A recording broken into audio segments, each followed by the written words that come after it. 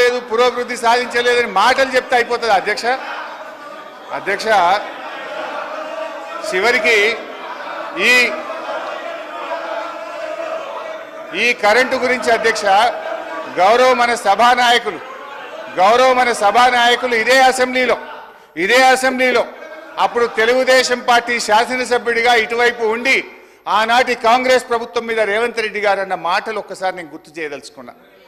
ఆనాటి కాంగ్రెస్ పాలనలో తన తండ్రి గారు చనిపోతే ఊర్లో దహన సంస్కారాలు చేసిన తర్వాత కరెంటు లేకపోతే గంటల సేపు ఎదురు చూసి కరెంటు లేక నీళ్లు లేక నెత్తి మీద నీళ్లు చల్లుకొని ఇంటికాడికి పోయినా అని రేవంత్ రెడ్డి గారు ఆనాటి కాంగ్రెస్ పాలనలో కరెంటు పరిస్థితి గురించి ఇదే సభలో చెప్పారు అధ్యక్ష. ఇవాళ పరిస్థితి ఏడికి వచ్చిందంటే చివరికి గౌరవ మంత్రులు ముఖ్యమంత్రి గారు ఎక్కడన్నా మీటింగులు పెట్టుకుంటే జనరల్ గా పోలీసు వాళ్ళు భద్రత కోసం వెళ్తారు అధ్యక్ష. మీటింగ్లకు పోలీసు వాళ్ళు పోయి భద్రత కోసం వాళ్ళు నిలబడితే అధ్యక్ష ఈ రోజు కరెంటోళ్ళు పోయి మాత్రం నిలబడుతున్నారు అధ్యక్ష. పోలీసు వాళ్ళతో పాటు ఏడ మంత్రి గారి మీటింగ్ ఉన్నా ముఖ్యమంత్రి గారి మీటింగ్ ఉన్నా కరెంట్ వాళ్ళు జనరేటర్లు పట్టుకొని మాత్రం ఉంటున్నారు అధ్యక్ష. ఆ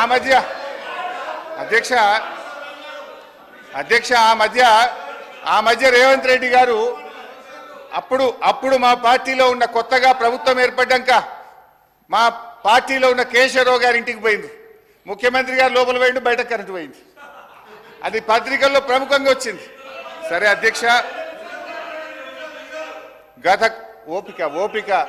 ఓపిక ఇంకా చాలా చెప్పేది ఉంది, రాగే. గత కాంగ్రెస్ పరిపాలనలో వృద్ధులకు ఇచ్చిన పెన్షన్ 200 రూపాయలు మేము అధికారంలో వచ్చిన వెంటనే 1000 రూపాయలు చేశాం. రెండోసారి అధికారంలో రాగానే 2000 చేశాం.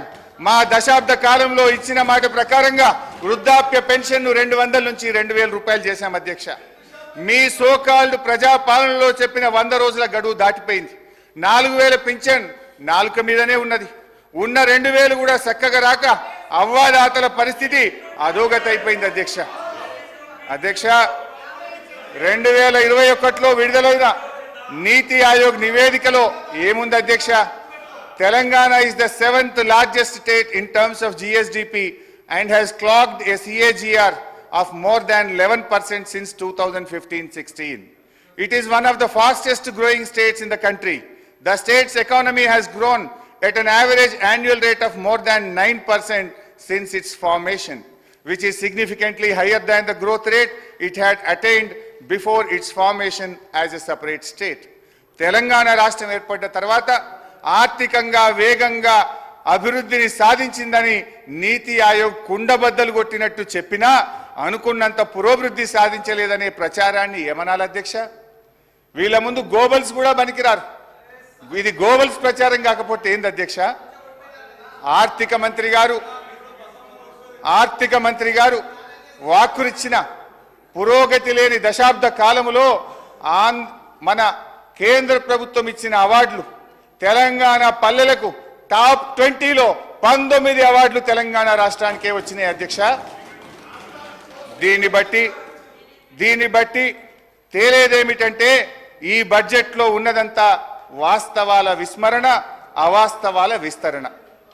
ఈ ప్రభుత్వం ఎంత సంకుచిత వైఖరంటే దశాబ్ద కాలంలో మేము సాధించిన అద్భుతమైన ప్రగతికి సంబంధించిన వివరాలు ప్రజలకు అందుబాటులో లేకుండా చేయాలని పబ్లిక్ డొమైన్లో ఉన్న మొత్తం సమాచారాన్ని డిలీట్ చేశారు అధ్యక్ష. Government is a continuous process. మా 10 ఏళ్ల పాలనలో ఉన్న మొత్తం సమాచారాన్ని డిలీట్ చేస్తారా అధ్యక్ష? ఇంతకంటే చిల్లర వ్యవహారం ఇంకోటి ఉంటుందా అధ్యక్ష? ముఖ్యమంత్రి గారు, మీరు కంప్యూటర్ మెమొరీ నుంచి డిలీట్ చేయగలుగుతారేమో కానీ ప్రజల మెమొరీలో నుంచి డిలీట్ చేయలేరనే విషయాన్ని గుర్తుంచుకోవాలి అధ్యక్ష. అక్షరాలను మలిపేస్తారేమో కానీ అనుభవాలను మలిపేయలేరు అధ్యక్ష. ఈ బడ్జెట్ గురించి చెప్పాల్సినటువంటి అవసరం ఉంది అధ్యక్ష. ముఖ్యంగా బడ్జెట్లో చూస్తే అధ్యక్ష, ఆర్థిక మంత్రి గారు చాలా అందంగా చెప్పారు. వాస్తవాలకు దగ్గరగా ఉందని, నిద్రలేని రాత్రులు గడిపామని, మేము డాంబికానికి పోకుండా రియలిస్టిక్ బడ్జెట్ను ప్రవేశపెట్టామని గౌరవనీయులైన ఉప ముఖ్యమంత్రి గారు చెప్పారు. కానీ ఇది పూర్తిగా సత్యదూరం, అవాస్తవాలతో కూడుకున్నది. రానటువంటి బడ్జెట్లో ఆచరణ సాధ్యం కానటువంటి, ఆదాయం రానటువంటి లెక్కలతో బడ్జెట్ను కూర్చేటువంటి ప్రయత్నం చేశారు. అధ్యక్ష, నిన్ననే మనం అసెంబ్లీలో మాట్లాడాం.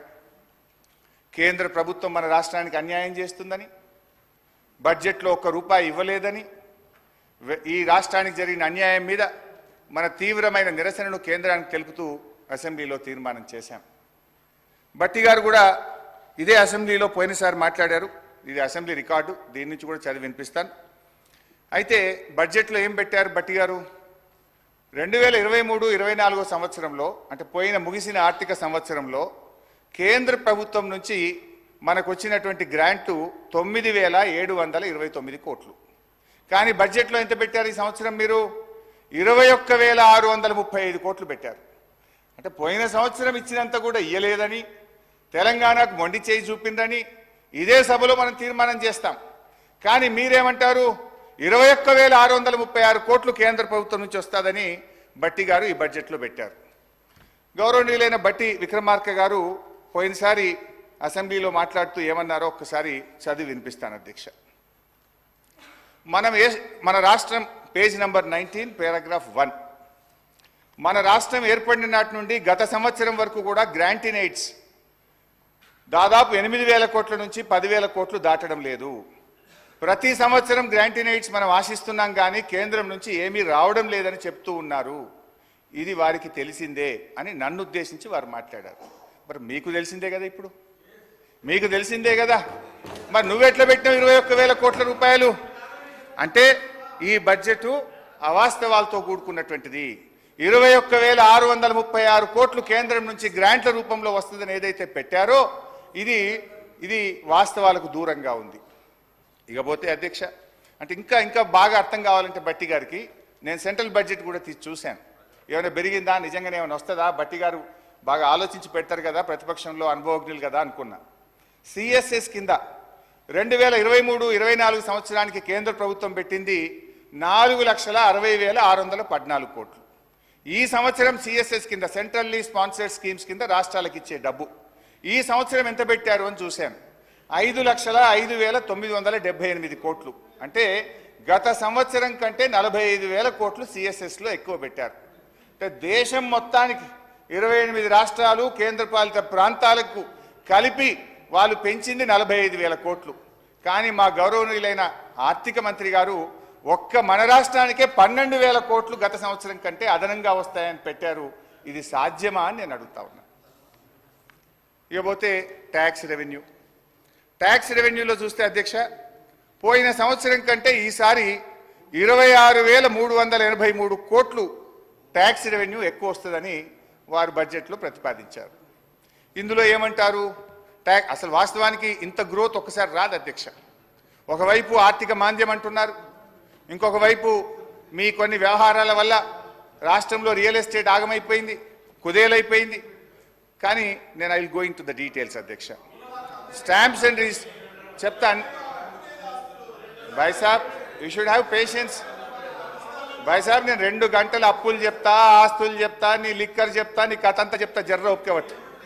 విను, నేను మాట్లాడినాక మీకు అవకాశం ఉంటుంది, నువ్వే మాట్లాడు.